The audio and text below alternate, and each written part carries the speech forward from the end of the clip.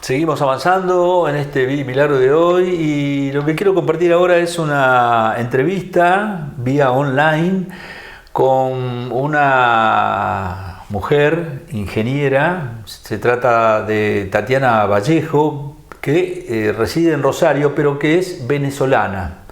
Y hace 3 años que está radicada en nuestro país, trabajando actualmente en nuestro país, y me pareció significativo poder conversar con ella como para derribar algunos mitos y derribar también algunas verdades a medias que circulan con respecto a Venezuela en relación a cómo vive la gente allá, y como para poner blanco sobre oscuro en cuanto a la situación actual de Venezuela. Presten atención a todo lo que ella cuenta porque no tiene desperdicio. Tatiana Vallejo, bienvenida a mi programa. Muchas gracias por recibirme, por dejarme entrar en tu casa, y quiero que le cuentes a la gente, en principio, de dónde sos oriunda, dónde naciste.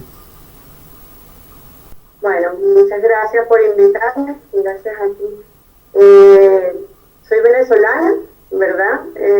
Tengo ya 3 años en Argentina, me vine en agosto del 2017. ¿De qué parte de Venezuela? Viví en Puerto Ordaz. Ah, en Puerto Ordaz, bien. Sí, en Puerto Ordaz. Incluso creo, si no me equivoco, que en el 2006 estuvimos juntos en un Día del Amigo, cuando fuimos a visitar a nuestro común amigo Osvaldo Marini.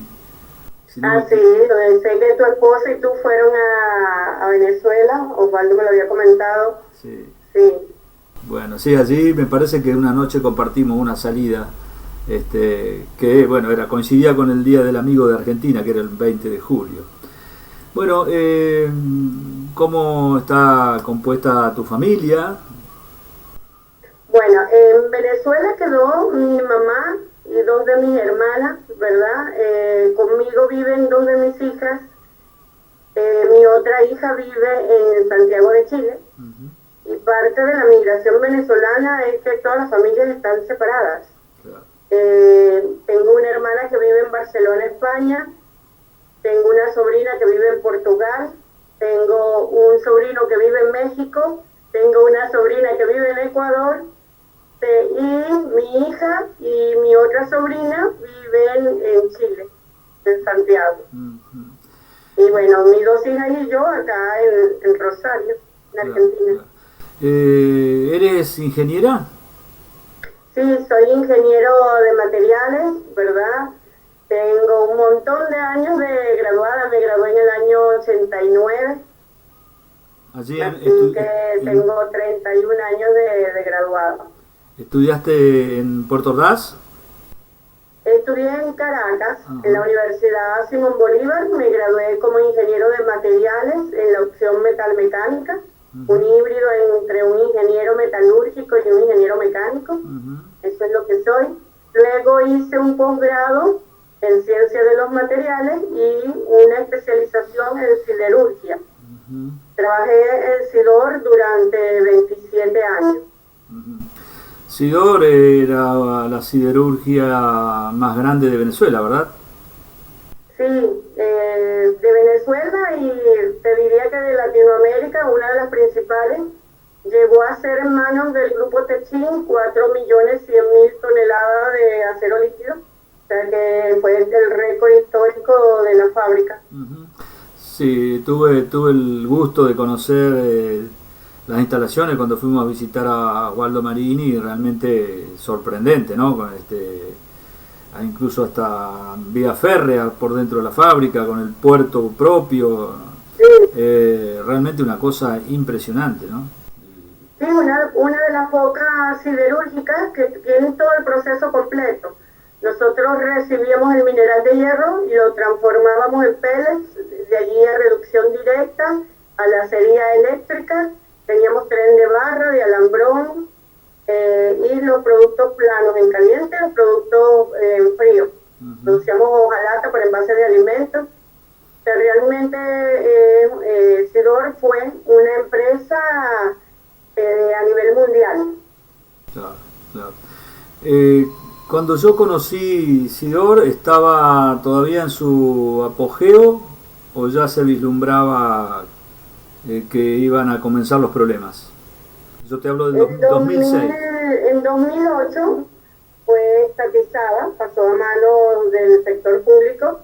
Digamos que esa inercia de empresa próspera duró 1 o casi 2 años. Después de allí se vino a pique, ¿verdad? Fue muy mal administrada, o sea, no era gente que sabía del negocio siderúrgico, eran militares, eran políticos. Y bueno, si algo sabemos, en la historia nos ha dicho que los militares no son buenos sino para las guerras y la defensa, ¿no? Y a veces ni para eso. Sí, ni para eso. ¿Cuáles fueron los motivos por los que decidiste venir a la Argentina? Yo tuve una salida, digamos que bastante intempestiva de Sidor por un problema político. Recuerdo que en su momento en Venezuela se querían recoger firmas para hacer se podía hacer como un plebiscito, ¿no? O sea, a mitad del mandato, la Constitución permite que el pueblo, si es el 20% de las firmas de todo el patrón electoral, ¿verdad?, se pueda decidir si se quiere continuar con el presidente o no. Entonces yo participé de esa recolección de firmas, algo que no me perdonó el general que estaba encargado de la fábrica, y como el listado de las personas que firmamos a favor de ese referéndum, ¿verdad?, se hizo público, me despidieron de la fábrica después de 27 años. Mi hija mayor, la mayor de las tres, ya vivía en Argentina. Ella se vino en 2016, la que actualmente está en Chile. Ella es contador público, ella trabajaba en Buenos Aires. Entonces, yo después que salí de Sidor en ese agosto de 2016, empecé ya con la idea de venir a visitarla. Entonces, en agosto del 2017 pude ya comprar el pasaje y organizar todo para venir a visitarla a ella. En principio era solo una visita, pero traía debajo de la mano todos mis papeles ya tramitados legalmente para buscarla, obtener la visa para trabajar en Argentina. Entonces estuve esos 2 meses en Buenos Aires con mi hija, metiendo currículum, ¿verdad?, en todas las empresas que conocía, del grupo Techin, de todo lo que fuera industria metalúrgica. Y bueno, de Asindar me respondieron, hice varias entrevistas con Asindar y finalmente tenía 3 propuestas, una para México, una para Colombia y Asindar en Argentina. Por supuesto, pesó el hecho de que mi hija vivía acá en Argentina. Claro. Tengo muy buenos amigos en Argentina de la época del grupo Techin en Sidor y bueno, acá me quedé. Claro, claro, seguro, seguro. Digamos, ¿te costó adaptarte o fue rápida la adaptación? No, yo creo que en esto tenía ventaja.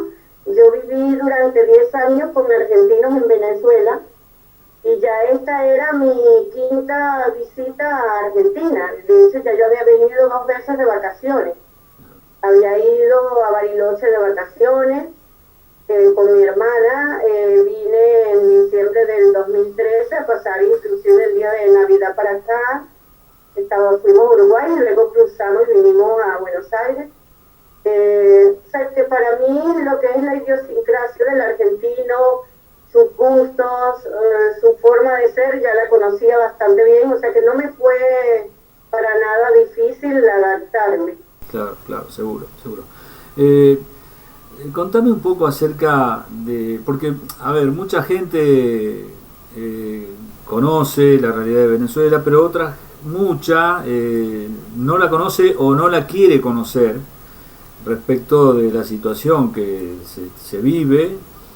Cuando te tocó venirte ya, digamos, estaba en un proceso de decadencia, ¿verdad? Sí, ya tenía años. En 2016 para mí fue uno de los peores años. O sea, con mi salario de ingeniero, con 27 años en la fábrica, no me alcanzaba para hacer las compras en el supermercado. Yo estaba viviendo ya, aún teniendo el empleo, de mis ahorros. O sea, para poder vivir tenía que cambiar dólares, ¿verdad? Pasarlos a bolívares para poder vivir en Venezuela. La gente, la mayor parte de la gente vivía con una sola comida al día. O sea que hacer 2 comidas ya era un privilegio. Realmente el nivel de inseguridad era demasiado alto. En Venezuela no es como acá, que tú puedes ir, bueno, acá después de antes de la pandemia, que puedes ir a un restaurante a cenar a las 11 de la noche. Yo acá he ido a un restaurante, he salido de un restaurante a las 2 de la mañana. En Venezuela eso es imposible por el hecho de que la inseguridad en Venezuela es muy alta. El nivel de la delincuencia es muy fuerte, entonces la gente no sale, la gente se resguarda. Claro. Pero además de la inseguridad, que es un tema con el que nadie quiere vivir, la política se metió en todos los rincones, ¿verdad? En la industria, en las propias empresas, las expropiaciones, o sea, las personas que tenían empresas perdieron todo, o sea, el grupo Techín tuvo suerte, y esa suerte fue política, ¿no? Para que el gobierno de Venezuela le pagara la expropiación que le hizo Asidor. Claro. Si no hubiese estado la política por el medio, no se la pagan, porque a la mayoría de las empresas expropiadas en Venezuela no les pagaron nada. A las personas que echaron en Venezuela cuando el paro del año 2000, 18.000 trabajadores de PDVSA, nunca le pagaron su liquidación, ¿verdad? De hecho, yo tampoco cobré mi liquidación. O sea, trabajé 27 años y nunca cobré mi liquidación. O sea que... Porque era un despido injustificado, según la ley en Venezuela, era un despido injustificado, pero ningún juez puede proceder en contra del gobierno, porque en Venezuela no existe lo que son los poderes independientes. El sistema judicial depende totalmente del gobierno, el legislativo era el que medianamente lo mantuvo, y sin embargo el gobierno ha hecho toda una tramoya para poner como una asamblea paralela, ¿verdad? Para evitar el único poder que nos quedaba independiente. Claro, o sea que la justicia totalmente cooptada por el gobierno dictatorial. Sí. Y es que si existe un juez honesto, no puede actuar nunca en contra del gobierno, porque lo han demostrado.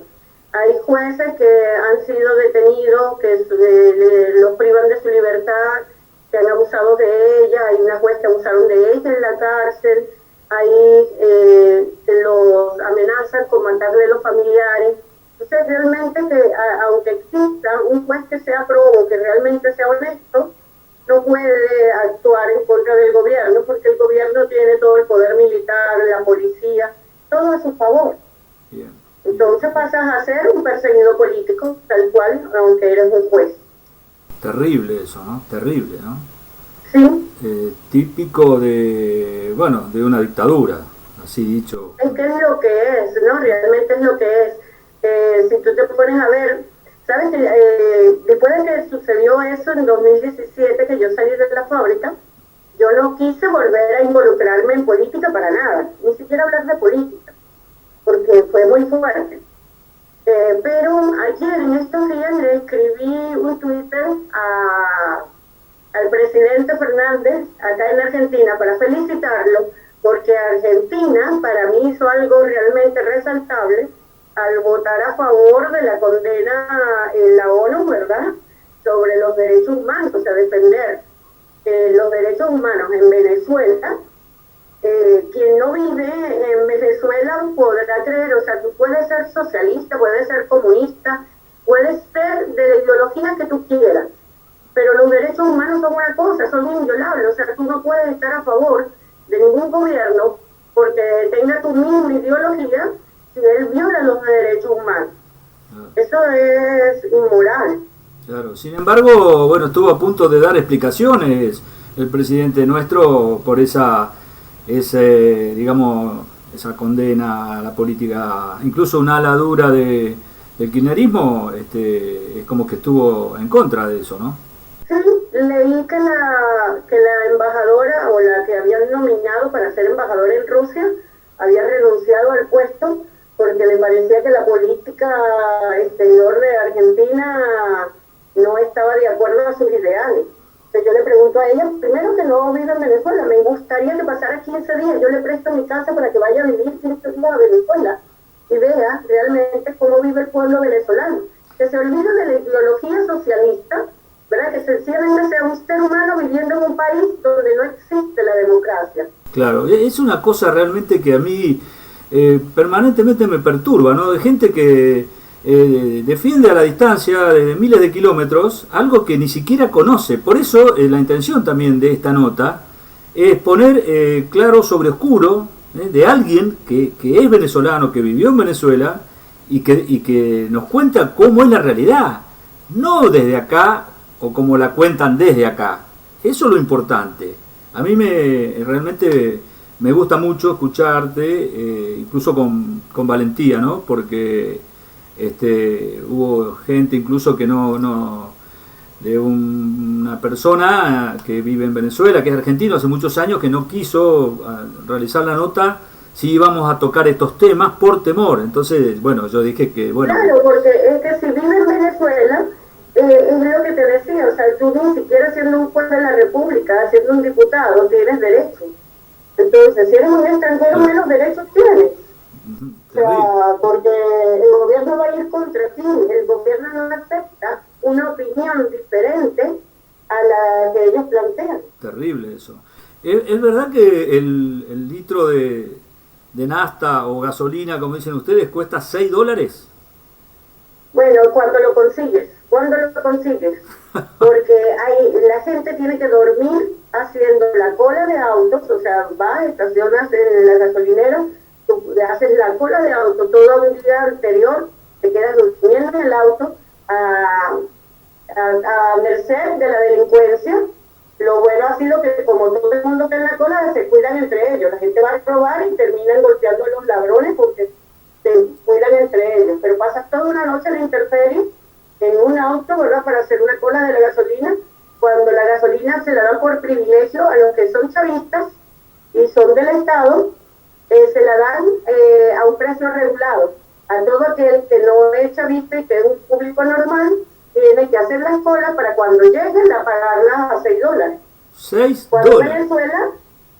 Cuando Venezuela era un país exportador de gasolina, ¿verdad?, productor, o sea, ya desde el año 2000, cuando se le hizo el paro petrolero a Chávez, ¿verdad?, él fue de frente contra los profesionales que no estaban de acuerdo con su ideología, y sobre todo de la industria petrolera. Entonces todo aquel que conocía y sabía del desarrollo de lo que es extracción y transformación del petróleo y sus derivados, se fue del país.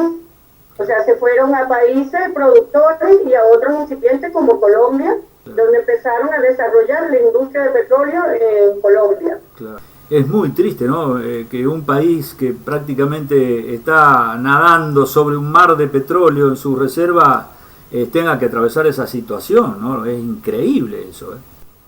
Pero es que le pasó igual que a Sidor, lo mismo, ¿no? O sea, la industria petrolera cayó en manos de inexpertos, de gente que no sabía, y mira lo que fue a tener. O sea, esto no viene por un bloqueo económico, no, esto viene por negligencia, por colocar a gente que no sabe gestionar, que no son administradores y que no son ingenieros, ¿verdad?, en los puestos de dirección de la industria más importante del país. Claro, terrible, ¿no? Incluso, bueno, estuve leyendo de que hay muchas horas por ahí, mucha gente que no tiene electricidad, están sin luz. Sí, bueno, la crisis energética en Venezuela, todo está en crisis, la crisis energética no escapa. O sea, la internet, o sea, tú haces una videollamada y en Venezuela la mitad del tiempo no hay internet porque no hay electricidad o porque se cae. La industria no creció como debió, como estaba en los planes que creciera. O sea, Guri pasó de ser la represa más importante de Sudamérica, a ser la tercera, luego la séptima, y no creció como creció el resto del país y el consumo. Entonces, obviamente no soporta una carga de consumo de 30 millones de habitantes, bueno, Claro. de los que quedan. Es una cuestión circular, ¿no? Al no haber suficiente destilación de petróleo para generar el diésel que luego va a mover las turbinas de las termoeléctricas, no genera, o sea, es un círculo vicioso de que ahora no pueden salir porque están generando, según leí, el 10% de la energía que deberían generar. Sí, claro, la hidroeléctrica, que es la más grande generación que tiene Venezuela de energía eléctrica, ¿verdad? Se quedó corta, se quedó de muy baja dimensión con respecto a la población, y lo suple la termoeléctrica. Y la termoeléctrica se consume Claro, de hidrocarburos, y al no tener los hidrocarburos, por supuesto. obviamente entonces ya no tienes el aporte de las termoeléctricas. Claro. Con respecto a la salud, ¿cómo está actualmente la gente que necesita de los servicios de salud? ¿Cómo lo están viviendo? Mira, en Venezuela los hospitales públicos, ¿verdad? Tú tienes que llevar tus medicamentos, tienes que llevar las sábanas para la cama, las almohadas, o sea, tienes que llevar todo lo que vas a necesitar. Los pocos médicos que quedan están trabajando con las uñas, se enferman. El coronavirus, eso no se muestra, pero el coronavirus en Venezuela, a quien más ha atacado es al sistema sanitario, pero porque los médicos no tienen cómo protegerse. Y viste que ellos, al recibir pacientes enfermos de coronavirus, la carga viral que los ataca a ellos es más fuerte que la carga viral de un paciente normal. Claro, claro. Porque ellos están en contacto, igual que en cualquier país, solo que no tienen los insumos. Claro, seguro. Entonces son los que más se han visto afectados dentro de toda la población, ¿verdad? Por los fallecimientos. Antes hablábamos del precio del litro de gasolina, del litro de nafta, como decimos nosotros, de $6. ¿Es verdad que un jubilado cobra $1.50 por mes? Sí, cada día se le devalúa, porque el dólar en Venezuela es como el dólar blue acá, lo que existen más variaciones de dólar, y todos los días se disparan. Entonces, obviamente que es visto la situación de Argentina, en el sentido de que la devaluación que se ha vivido desde que yo llegué a Argentina hasta ahora, mi salario se fue casi a un tercio de lo que yo ganaba cuando ingresé a la fábrica. Claro. Bueno, eso, pero potencia lo elevado a la 100, es lo que le pasa a Venezuela. Terrible. O sea, el salario de todo, porque no es solo los jubilados, es de todo. La gente vive cambiando dólares, todo está dolarizado, y vive de las remesas, así como vivían, ¿te acuerdan los cubanos de las remesas que enviaban desde Estados Unidos? Bueno, en Venezuela se vive, y los profesionales que pudieron ahorrar en dólares viven de cambiar los dólares, y los que tienen familiares afuera viven de la remesa, o sea, de lo que le envían. Claro, o sea que, por ejemplo, en el caso tuyo también contribuís enviando remesas de dólares a tu familia que quedó allá. En el caso mío, ¿verdad? Nosotros, mi hermana que está en España y yo que estoy acá, le enviamos para ayudar a mi mamá que lo que tiene es un sueldo de jubilada. Claro. Y que obviamente por eso no vive. ¿Qué edad tiene tu mamá? 89. Claro, es una persona mayor, ni pensar en sacarla de Venezuela, en traerla. No, y no quiere salir, ella se siente que ese es su mundo, ella de aquí no sale. Claro, a pesar de todo, ¿no? Sí, a pesar de todo, pero es la costumbre, ¿cómo le quitas tú ese arraigo a su tierra? Claro. Es muy difícil. Claro. En cuanto a la cuestión de las necesidades básicas, ¿cómo se las arregla la gente? Se pasa el trabajo, porque, por ejemplo, me acuerdo cuando visitaba a mi hermana, no tenía agua sino 2 horas en el día, nada más. ¿De agua? O sea, agua. El resto del día no tenía agua. Entonces todos nos teníamos que bañar casi que a la misma hora. Fuera de lo difícil que era conseguir alimentos. Ahorita con la gasolina, como no hay gasolina, la gente tiene que caminar. Venezuela, viste que la cuarentena la está haciendo como que una semana cierra y una semana abre. Una cierra y una abre. Entonces, en la semana que abre, la gente sale a comprar comida, a comprar lo que necesita, pero sale caminando porque no hay gasolina. Terrible eso, ¿no? Realmente, ¿no? Un panorama desolador. Sí.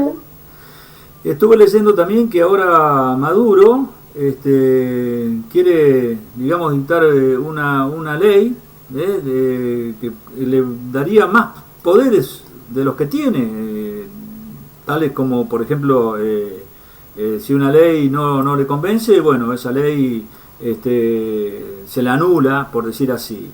Realmente va agravándose el tema. Ya el sistema legislativo en Venezuela y el judicial no funcionan. Claro. Entonces, aunque las leyes te protejan, ¿verdad? No hay quien las haga cumplir.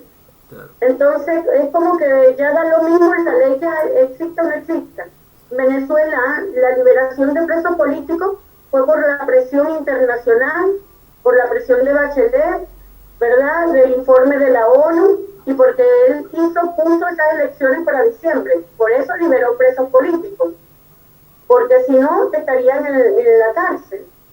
Te cuento que no sé si lo leíste, en Puerto Ordaz justamente pasó que alguien que estaba en la cola de gasolina se quejó. Un odontólogo familiar, el primo del odontólogo que me atendía a mí en Venezuela. Lo golpearon hasta más poder, ¿verdad? Lo metieron preso. Y la única forma de que lo liberaron fue la presión que hicieron, tanto internacional como nacional, de protesta, para que lo liberaran. Él no había hecho nada. Lo único que hizo fue quejarse. ¿Cómo ves el futuro? ¿Tenés esperanza como venezolana de que esto se pueda revertir? No en el corto plazo, porque por más que Maduro saliera, no sé de qué forma, Maduro saliera del poder, esto ya ha llegado a generaciones completas. O sea, Venezuela se necesitaría, por lo menos para mí, algo así como 20 años o 30 años, y quizá me quede corta, para que se cambie, porque ya no es solamente un problema político. Hay niños que han nacido que no han visto nada en su vida que no sea el chavismo. Me quedó pendiente de preguntar, como periodista que me incumbe, ¿qué me puedes decir del tema de los medios de comunicación y la libertad de expresión en Venezuela? En Venezuela la libertad de expresión no existe, tú mismo lo viste, ¿no? No pudiste entrevistar a tu amigo que vive allá porque él no puede expresarse libremente, porque eso es así, porque lo van a perseguir. Entonces, en Venezuela la libertad de expresión no existe. Claro. Lo que es el rechazo de toda la comunidad internacional es lo que salva que no agredan a más personas de lo que ya lo hacen. Por ejemplo, a Guaidó no le ha pasado nada porque sabe que si lo tocan, Claro. Puede intervenir Estados Unidos. Claro. Igual que con María Corina y con otras personas que están en Venezuela, que son políticos o que son de la oposición. Pero con todo aquel que no tiene, digamos, alguien que lo proteja, van a ir, porque los medios de comunicación no se pueden expresar libremente, el ciudadano de a pie común tampoco se puede expresar libremente. Entonces, no existe. Todos los canales están obligados a repetir lo que diga el gobierno. Tatiana Vallejo, ¿algo más que quieras agregar como para cerrar la nota? Con muchísimo gusto, te escucho. No, yo le daría las gracias a Argentina, porque viste que el hecho de que toda mi familia esté en países por todo el mundo, ¿verdad? Y que tenga sobrinos en todas partes, me hace dar cuenta, ¿verdad? Puedo comparar de que en Argentina lo que es tener ese rechazo hacia los inmigrantes realmente no es notable, o sea, no se nota, que se minimiza. No así ocurre con los venezolanos que están en Perú, que están en Ecuador, que están en la misma Colombia, que sienten un rechazo de la población hacia ellos. Realmente yo me siento muy bien en Argentina, siento que la gente me recibió muy bien, siento que en Argentina no existe ese rechazo al emigrante. Tatiana Vallejo, muchísimas gracias, muy amable por la nota, ¿no? Y por el tiempo que... No, por favor, gracias a ti por entrevistarme y bueno, acá estamos a la orden.